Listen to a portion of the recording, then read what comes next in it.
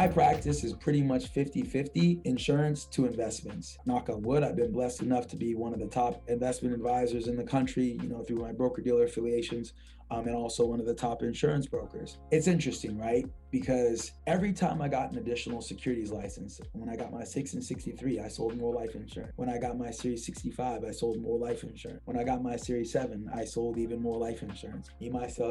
Eszylfie, what the heck does all these securities licenses have to do with you selling life insurance? And what it did is it made me a more well-rounded advisor, and it also allowed me to call BS, because people would tell me, insurance, I don't need to buy whole life, I could do that with bonds. And I go, oh, okay. Well, no, you can't, because there is no reinvestment. There's no compounding interest in a bond. Bonds also have interest rate risk. If interest rates go up, what happens to bond values? They go down. If interest rates go up in a whole life contract, what's going to happen? The dividend yield will actually go up. So once a dividend is declared in a whole life contract, it's guaranteed. It cannot be taken away. So you truly have no loss of value in a whole life contract. So when people would give me that objection early on in my career, and I would go, I can outperform the market, right? Like, sure, you could, perhaps, but I want to take the maybes and what ifs and should be's out of the equation. Do you want the stock market to be the sole reflection of your financial security, of your retirement income in the future? Do you want it to be the sole reflection?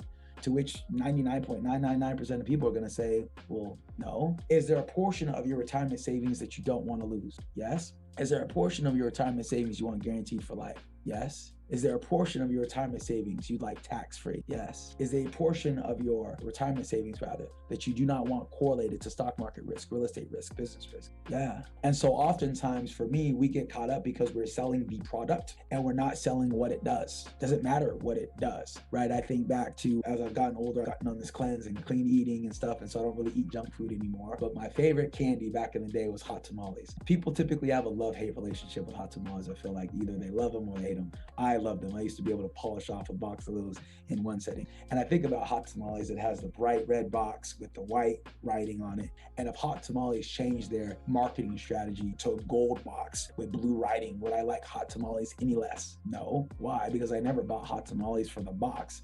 I bought it for what's inside. And it's the same thing for us. Get away from annuities, life insurance, brokerage account. It doesn't really matter. What do these things do for you? What do they represent to you? That's what I want you to focus in on. So when I'm going back to your question, long-winded, how do I explain my investment philosophy? Number one, the first thing that I need to do is outline how far off people are from their actual goals. I always say, if you aim at nothing, you'll hit it with amazing accuracy. Most people have no idea how much money they need to save to be retired or retire comfortably. No idea. So the first thing that I do before I delve in even to my philosophy, the first thing until I get into performance and product structures in the mix, is to identify their own frailties. So the first thing that I'm gonna tell them that I do, the first thing I want to do is identify where you are today.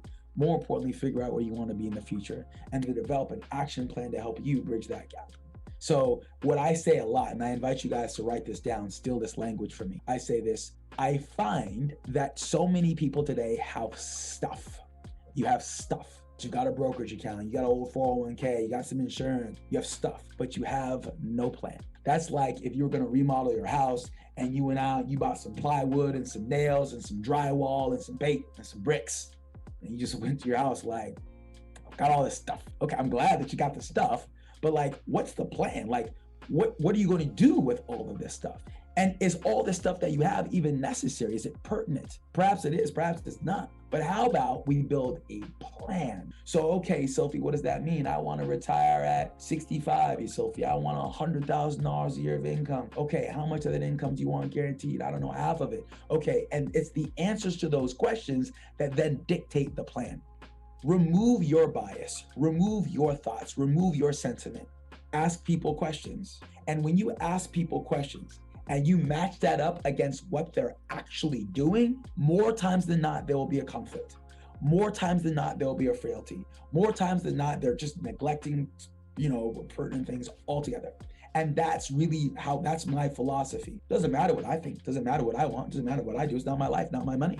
I'm here to make sure that you get what you want, that you have what you need. Products are a commodity, mutual funds, stocks, annuities, right? Life insurance, you can buy them from anyone. It's your ability to build a relationship with people. It's your ability to connect with people. It's your ability to get them to open up that dictates the sale. So don't lose sight.